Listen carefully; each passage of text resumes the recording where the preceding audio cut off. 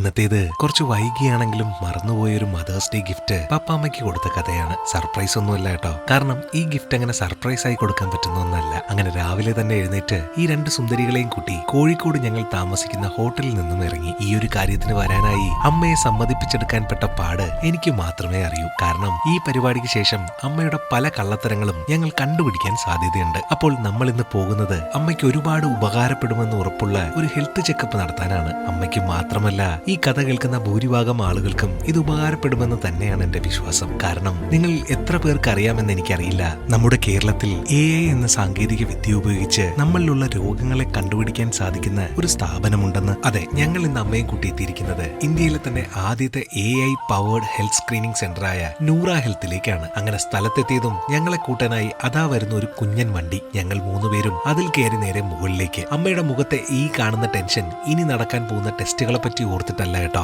മറിച്ച് ടെസ്റ്റുകളുടെ റിസൾട്ടുകളെ പറ്റി ഓർത്തിട്ടാണ്. കാരണം ഭക്ഷണപ്രേമിയായ എന്റെ അമ്മ തിരുവനന്തപുരത്തിരുന്ന് ഞാൻ മധുരം തൊടാറേയില്ല എന്ന് ഞങ്ങളോട് പറഞ്ഞിട്ട് എന്തൊക്കെയാണ് കഴിക്കുന്നതെന്ന് ഇന്ന് ഇവിടുത്തെ റിസൾട്ടുകൾ വരുമ്പോൾ ഞങ്ങൾക്ക് അറിയാൻ പറ്റും. എന്തായാലും സംഗതി കണ്ടു തന്നെ അറിയാം. അങ്ങനെ ഇനി അങ്ങോട്ട് നടക്കാൻ പോകുന്നത് എന്തൊക്കെയാണെന്ന് അവിടുത്തെ സ്റ്റാഫുകളിൽ നിന്നും മനസ്സിലാക്കി കൂടെ അമ്മയുടെ ഡീറ്റെയിൽസും നൽകിയപ്പോഴത്തേക്കും അമ്മയ്ക്ക് കയ്യിൽ കെട്ടാൻ ഒരു ടാഗും കിട്ടി. നിങ്ങൾ ഇവിടെ ഒരു ചായക്ക് കുടിച്ചിരിക്കുമ്പോഴത്തേക്കും ഞാനൊന്ന് കുപ്പായം മാറി വരാമെന്നും പറഞ്ഞു പോയ അമ്മ തിരിച്ചു വന്നപ്പോൾ കണ്ട കാഴ്ച എന്നെ കിലുക്കത്തിലെ തിലകൻ സാറിന്റെ കഥാപാത്രത്തിനെ ഓർമ്മിപ്പിച്ചു. ഇവിടെ എനിക്ക് ഏറെ ഇഷ്ടപ്പെട്ട കാര്യങ്ങളിൽ ഒന്നാമത്തേത് മറ്റു സ്ഥലങ്ങളിലെ പോലെ സ്ക്രീനിങ്ങിന് മുന്നേ ഫാസ്റ്റിംഗ് ഒന്നും ആവശ്യമില്ല എന്നതാണ്. കൂടാതെ വെറും 120 മിനിറ്റിൽ മുഴുവൻ ടെസ്റ്റുകളുടെയും റിസൾട്ടുകളും അറിയാൻ സാധിക്കും. പിന്നെ എടുത്തു പറയേണ്ടത് ഇവിടുത്തെ ഈ ഉഗ്രൻ ആംബിയൻസും സൗകര്യങ്ങളും ശാന്തമായ അന്തരീക്ഷവുമാണ്. ടെക്നോളജിയുടെ കാര്യത്തിലേക്ക് വന്നാൽ 97% വരെ കുറഞ്ഞ റേഡിയേഷൻ ഉപയോഗിക്കുന്ന അൾട്രാ ലോ റേഡിയേഷൻ CT സ്കാനുകളും AI എനേബിൾഡ് ഡിജിറ്റൽ മാമോഗ്രഫിയും ഇവിടെ ലഭ്യമാണ്. കൂടാതെ ഒട്ടും തന്നെ അസ്വസ്ഥത തോന്നിപ്പിക്കാത്ത വിധത്തിൽ നടത്തുന്ന